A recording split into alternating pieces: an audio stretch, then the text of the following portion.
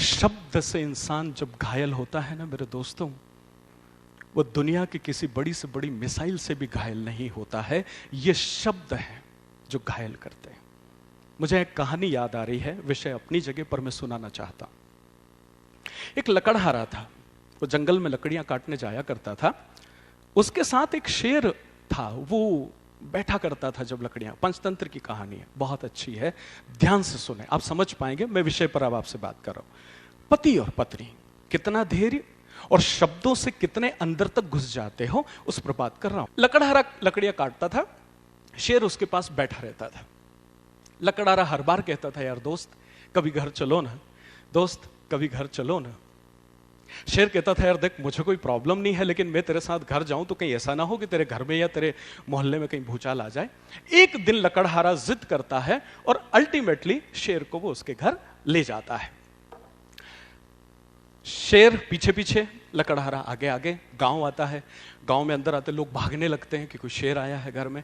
घर जाता है, अपना दरवाजा खटखटाता है, सम्मानी पत्नी दरवाजा खोलती है, शेर को बाहर ही खड़ा करता है।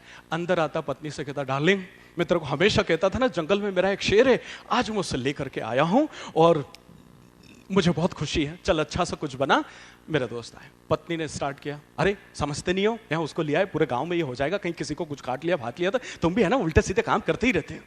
शेर सुन रहा है बाहर खड़ा होके। एनीवेज बात आगे बढ़ी, खाना बनाया, बन गया खाना।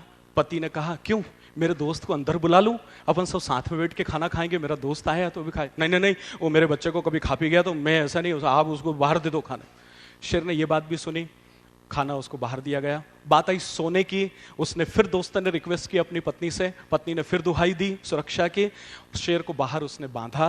रात भर बारिश में शेर बहुत परेशान हुआ। नेक्स्ट डे मॉर्निंग लकड़हारा जंगल की तरफ, शेर भी उसके साथ साथ जंगल की तरफ गया। जैसे ही जंगल में पहुंचे, शेर ने कहा, दोस्त तुम्हारी कुल्हाड़ी से मेरे पीठ पर एक जोर से वार कर दो। लकड़हारा ने कहा, अरे क्या बात कर रहे हो, you are my dearest friend, how I can do this. बोले, मैं कह रहा हूं वैसा करो, नहीं तो अभियाल खा जाऊंगा तुमको।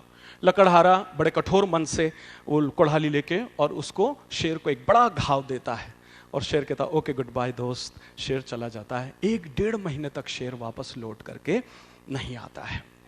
लकड़हारा परेशान व्याकुल। 1-1.5 महीने के बाद शेर आता है। जैसे ही शेर आता, लकड़ा, अरे दोस्त कहां चले गए थे, मैं इतना परेशान, तुमको क्या ऐसा। शेर कोई बात नहीं करता है, कहता, मित्र जरा देखना, तुमने कुल्हाड़ी से मेरे पीठ पर एक गहरा वार किया था, वो घाव कैसा है। लकड़हारा उसको देखता, चेक कर, अरे वाह मित्र, ये तो बड़ा अच्छा हो गया, बहुत बढ़िया।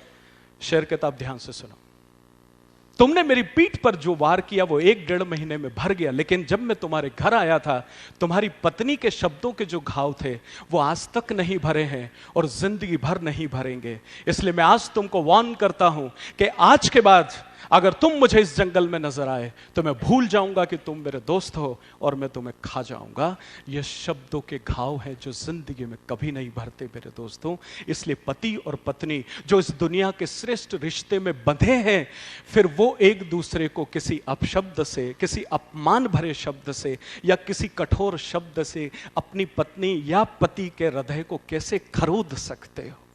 आपको नहीं लगता कि आप उस परम पिता परमेश्वर के दरबार में अपमान करते हो, इस रिश्ते का अपमान करके। वादा करो आज से कि एक भी पति और पत्नी कभी एक दूसरे को किसी तरह के ऐसे बोझिल भरे शब्द, मजाल तो है कोई एक घर छोड़कर आपके पास आई है और सम्मानी माताएं बहनें जिनके लिए कहा जाता है कि वो 2 परिवार को इस दुनिया में आगे बढ़ाती है, और हम हैं, मैं वाइस वर्सा बात कर रहा हूं, और हम हैं कि अपनी जिंदगी में कठोर शब्द और ऐसे शब्द जिनकी डिक्शनरी नहीं बनी है, ऐसे शब्दों का इस्तेमाल करके इस रिश्ते को घायल करते हैं। मुझे लगता है कि हमसे बड़ा गुनहगार कोई नहीं है अगर हम शब्द से इस रिश्ते का अपमान करते हैं। इसलिए आज के बाद, और आदरणीय पत्नी क्या हालचाल है, और डार्लिंग कैसी हो, और क्या है, कौन सी किताब में लिखा है कि जब नई नई शादी हुई थी तभी आलिंगन करना है, तभी गले लगना है, तभी एक दूसरे को अपना स्पर्श शक्ति का एहसास दिलाना है।